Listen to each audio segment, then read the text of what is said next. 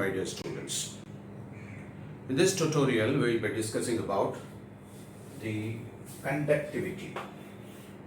It is represented by rho.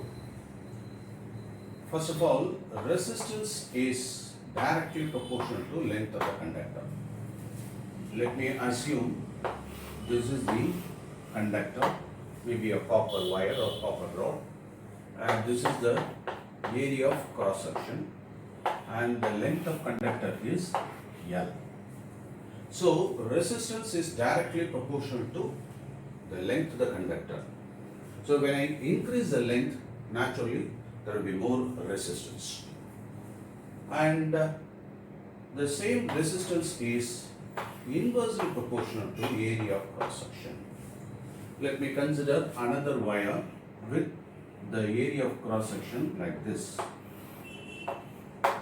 So in this case, the area of cross section is, let me say this is A1, this is A2.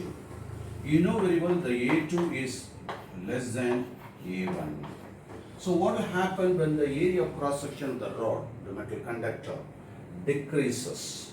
There will be more resistance, because this electrons will be struggling to run through this conductor. When you reduce the surface area and not surface area of cross section. Therefore, decreasing the area of cross section, increasing the resistance. Okay. Now we can combine these two. So R is directly proportional to L by A.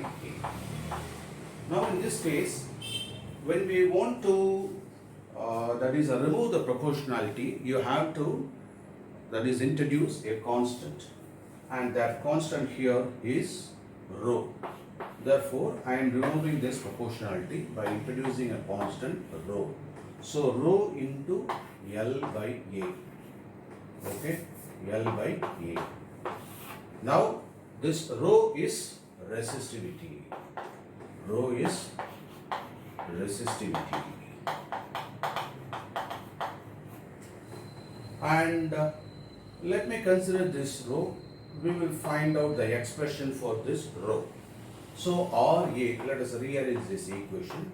RA divided by L. And what is the unit of resistivity, that is rho? The unit of resistivity is equal to R. Its value is, unit is ohm, into area. Area means square meter, divided by meter. Now you can cancel. Now you have ohm meter. Therefore, ohm meter is the what? The unit of resistivity. So resistivity is a natural phenomenon. It depends on the quality of the material. Okay. So resistivity of copper will be different from resistivity of aluminum. Okay. So it depends on the nature of the material. Do you understand? And there is one more term called conductivity, which is nothing but the reciprocal of resistivity. Okay. So we can interpret the sigma, which is nothing but the conductivity. So conductivity in terms of rho is reciprocal of rho.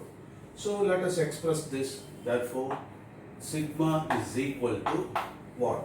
That is L by A into 1 by R. 1 by R into L by A. Okay. So that can be equated as 1 by R, the reciprocal of resistance, can be called the conductance, and L by A. So L by A is a factor. In fact, that is the length is not going to be altered, area of cross section is not going to be altered, and the same equation can also be applied in the case of electrolyte. Let me consider electrolyte. So electrolyte is nothing but the salt solution or acid solution or base solution, or that is any solution which conducts electricity in molten form or in solution form. So let me consider that is an electrolytic bath where I have dipped two electrodes like this. Okay. Now in this case, what do you mean by length of conductor, which is nothing but the inter-electrodic distance is it not? So that is L.